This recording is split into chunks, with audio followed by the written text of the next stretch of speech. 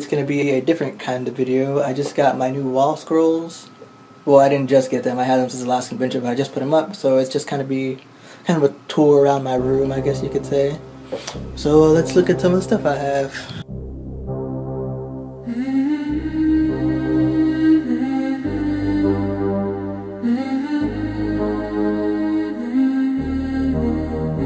Before we dive into Mo, Misogyny and Masculinity, Anime's Cuteness Problem and How to Fix It by Amelia Cook, I want to say one of the bigger problems of the article is the tone of the article. It comes off like she wants to ban Moe.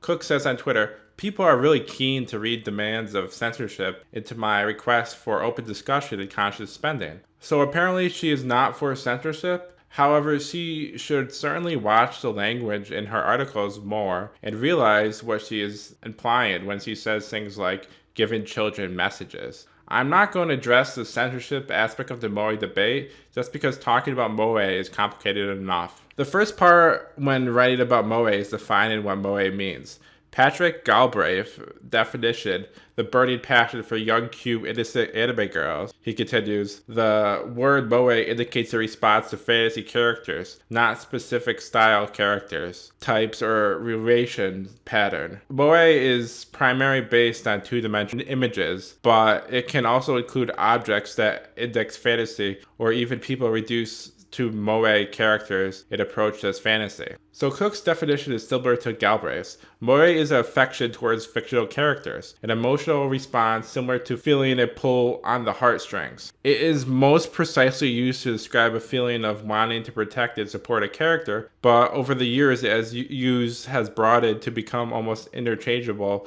with words like cute, cozy, or warm. I like how Cook points out how the word has changed over time. How I would use the word is to describe a type of show like K-On! Or Lucky Star that features mainly young girls as main characters, the cute girls doing cute things genre. Or I would also use it as a way to describe young girl characters in general. So here's where it gets confusing. I wouldn't use it to describe a shy girl character who is the same age as the main character. However, Hiroki Azuma, one of the leading cultural critics of Japan, points to Rei Aoyama from Evangelion as the genesis of the moe trend in anime. I wouldn't even consider Rei a moe character by definition because she is clearly the love interest of Shinji being the same age as him and a girl. My point is just because the word moe means one thing in Japan, it could mean something different in the Western anime fandom. Galbraith and Azuma aren't part of the Western anime community, so why do we use their definitions of what the word means for how we use the word in the context of the Western anime community? The obvious parallel for my point is the word anime. In Japan, anime means all animation, South Park, Disney, Pixar, DreamWorks, and Japanese animation. In the Western anime community, anime just means Japanese animation. If everyone uses moe to describe a character or a type of show, then that's what the word means. Back to Cook's article. Unreality is key. You cannot feel moe towards a real person, only fictional characters, and moe characters are largely designed to be plausible. Galbraith's position on this is weird. His primary based on two-dimensional images is in his definition. However, he thinks that people get the feeling of moe at maid cafes. Otaku did not go to maid cafes to ogle at maids so much as to encounter two-dimensional ideals. The most famous maid in Japan, Hitomi, explains, our masters don't look at us as friends, but rather as maids, and we don't look at them as men either. They are always masters in our eyes. He also thinks that people felt moe towards Princess Mako when they would draw her as an anime character. For example, in June 2008, Kotaku produced an online video of Japan's Princess Akishino Mako. Drawings of the 17-year-old girl flashed on screen, scored by trance-like music. The princess was an anime character, and viewers posted comments expressing Mako-sama moe.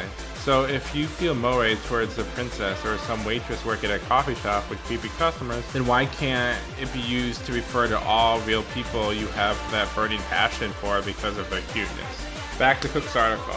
The result is most moe characters are deliberately unrealistic teenage girls. Moe are unrealistic, therefore they are bad characters. We will delve into this later, but this generalization demonstrates another of the big problems with her article besides the tone. She doesn't give any examples in the text, only a couple pictures of Love Live Sunshine. Is she saying here that every moe character ever created was unrealistic? She says teenage here, so does she mean moe love interest in light novel shows? It's really unclear what she means. That moe is unrealistic and smelly lonely dudes are into moe are her two big reasons why moe is bad. What she needed to do was explain to us why moe characters are unrealistic. We might agree with her, but she actually has to make the argument.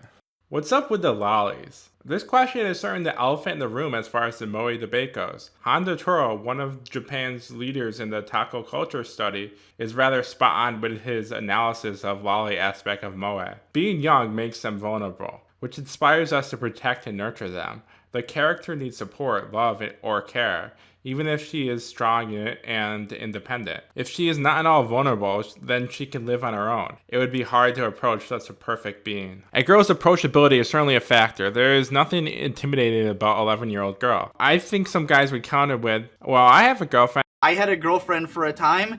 I also liked moe at the time.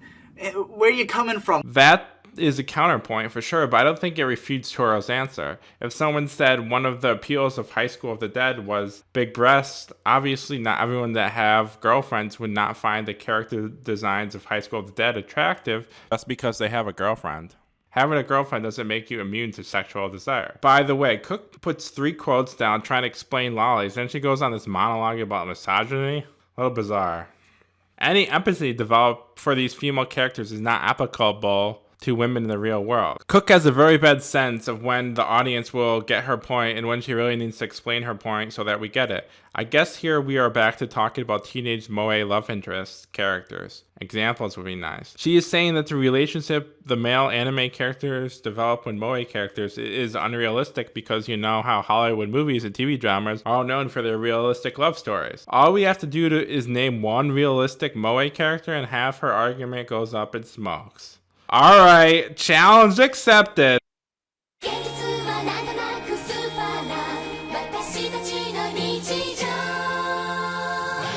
The plot of when supernatural battles become commonplace is rather simple. Juru Andrew is the literature club with 4 girls: Haruko, Kushikawa, Sayuma Takanashi, Tamio Kanzaki, and Chifuyu Himeki. They are all in love with him. Story as well as time.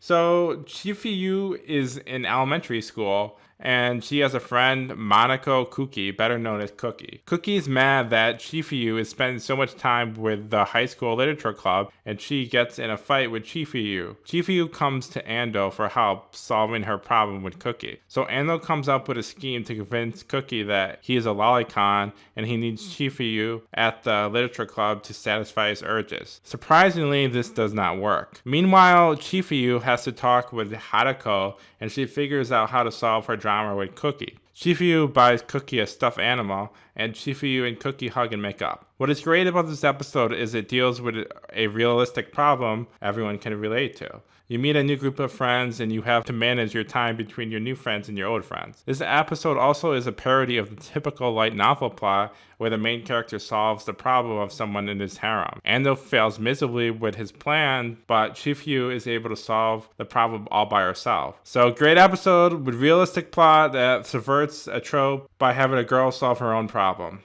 Female characters are often infiltrized to bring them closer to the moe ideal. This certainly comes off rather peculiar to us Westerners. When I was younger, easily one of my favorite movies was Ghost World. It still is too. So I don't quite get why such a high percentage of female anime characters seem to look 15 and younger. In Western media, we don't usually subjugate women actresses to only witch parts until they are in their 40s. My theory is the idea that anime industry is carried on the backs of 20-something lonely otaku is a bit of a myth. For example, 70% of our anime users are under 21 and 21.5% are under 17. If the target demo of anime fans were teenagers, I think that would better explain why all female anime characters look like they're under 16. My theory isn't necessarily perfect either because 48% of anime fans are 18 to 21. So why don't you see more late high school, early college settings? However, I think it's more convincing than the lonely otaku theory that anime is aimed at just 20-something males wishing they were still in middle school. Moe anime have fans from all demographics, regardless of how it was marketed. One of the truly positive things about Moe is that it is historically rooted outside societal norms of gender and sexuality, and has resonated with many individuals who identify outside these norms. So if you like Moe anime and you aren't a grimy otaku with a penis, don't worry about it. This article, I'm not talking about you. Why wasn't Moe anime's truly positive aspects examined in this article? In a discussion about Moe anime, its truly positive aspects should be weighted against its negative aspects. Moe began with adult men consuming cartoons and comics designed by toy companies and marketed to young girls, then forming fan communities and saying publicly, "This is meaningful to me too." So before we try to figure out what she's talking about here, let's first look at the common theories cited to the origins of Moe. The Rei from Evangelion theory that Moe started with the popularity of her character. The problem I see with this theory is that Neon Genesis Evangelion premiered in 1995, and the popularity of Moe anime didn't really hit the fan until the early 2000s. Galbraith's origin theory for the Moe is that it started being used to discuss Sailor Moon on 2chan boards. Sailor Moon premiered in 1992, so that's a little early to be a direct cause for the Moe boom of the early 2000s. So the third theory is that I subscribe to is the key visual novel theory that Kanon and Air, which came out in 1990-2000, were the forerunners to the Moe boom of 2002, when Shabbat's and Azuma Daioh were two of the big hit shows in anime that year. Now, none of the anime mentioned above were aimed at young girls, so what is Cook talking about? I aimed on her to ask, but she did not respond, so I asked a couple experts on anime history. One guy said in the early 80s, shoujo anime like Rosa Versailles and others were surprisingly popular among males, even though they were aimed at young girls. She could be talking about how this was a precursor to the Moe boom of the early 2000s. Someone else said she could be talking about the English study language aid Moetan, methodology of English, the academic necessity, that attempted to teach English through Moe characters that debuted in 2002. However, while editing this video, I had one of those aha moments, and I figured out what she was talking about. Here, Wayu Wakuzi and Tayu ni Smash. When Galbe first talks about the origins of Moe, he doesn't mention these shows. However, later in the paper, when he gets back to the topic of the origins of Moe, he says, the origin myth of Moe centers on the early 1990s archetypes such as Sagizuwa Moe, Kiyu Wakizi, and Takazuyi Moe, Tayune Smash. The former series for kids, and the latter for girls. The word became widespread and as abbreviations of Hatuwa Tome from Sailor Moon. That's all you gotta say about those two shows. Tayune Smash isn't even an anime, it's just a manga. Now, could Cook have read another one of Galbraith's books or essays where he talks about this in more in depth? Maybe. However, that's not how writing articles works. We should not have to read all of Cook's sources to try to solve what she's talking about. It's not even that clear what Galbraith is saying here. He seems to think they had something to do with the population of the word Moe, but that is different than saying they all started the popularity of the Moe anime. Moral of the story, when you write articles, don't be so vague that no one knows what you're talking about. However, adapting certain anime to better suit these adults while still appealing to the original audience means giving children messages about what women are and should be, which are rooted in deliberate unreality. I don't really want to get into the censorship debate. All anime premieres after midnight in Japan. Wow, it's a surprise appearance by everyone's favorite anime forum poster, Noital. Now, Mr. Noital, what time does Doraemon premiere in Japan? 2 a.m.? No, Doraemon comes on in the daytime. Oh, it does? How about something like One Piece? One Piece comes on during the day. Naruto? Naruto comes on during the day. Fascinating. How do you know this? Is there a website where it shows the times of anime premieres in Japan? Or have you been to Japan recently? I read some blog about it in 2008. Okay, there's a chance maybe a channel has changed its schedule since 2008. All anime comes on after midnight. Thanks, Mr. Nodal. You've been very helpful.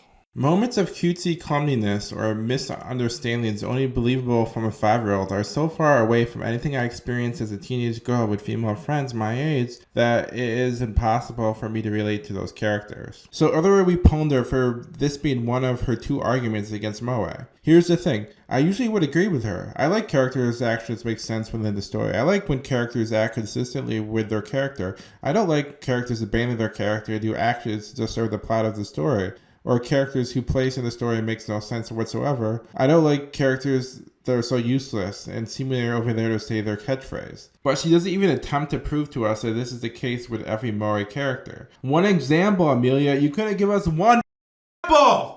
Such moments have the same effect on me as sexual fan service.